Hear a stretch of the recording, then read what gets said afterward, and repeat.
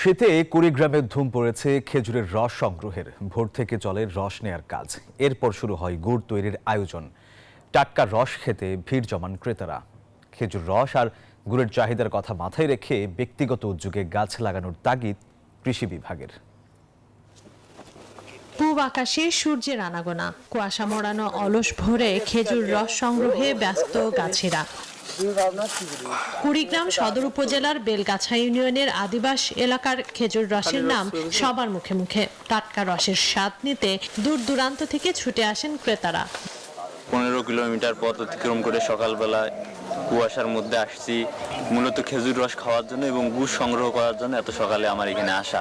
একদম খাঁটি যে খেজুরের রস পাড়া সাথে সাথে পাড়া, ওইটাই আমরা খাইছি এবং স্বাদ অনেক ভালো ছিল। গাছেরা জানান, দীর্ঘ সময় অপেক্ষার পর গাছ থেকে রস সংগ্রহ শুরু করেন তারা। এরপর আয়োজন শুরু হয় গুড় তৈরির। রস বিক্রি করেন 80 টাকা লিটার আর গুড় বিক্রি করেন 300 টাকা কেজিতে। আমার তো মূলত গুড় তৈরি করা রস। এখন এখানে যদি আইসি লোকজন সবাই খাতে চালে তখন দিই। 6টা-7টা পর্যন্ত রস থাকে, পাওয়া যায়। 80 টাকা লিটার আমরা বিক্রি করি, গুড় 300 টাকা কেজি বিক্রি করি। পিঠাপুলির দেশে খেজুর গুড়ের চাহিদার কথা মাথায় রেখে ব্যক্তি উদ্যোগে গাছ লাগানোর তাগিদ দিয়েছে কৃষি বিভাগ। দূর দূরান্ত থেকেও কিন্তু বিভিন্ন রকমের ভোক্তা এখানে আসছে এই খেজুরের গুড় নেওয়ার জন্য।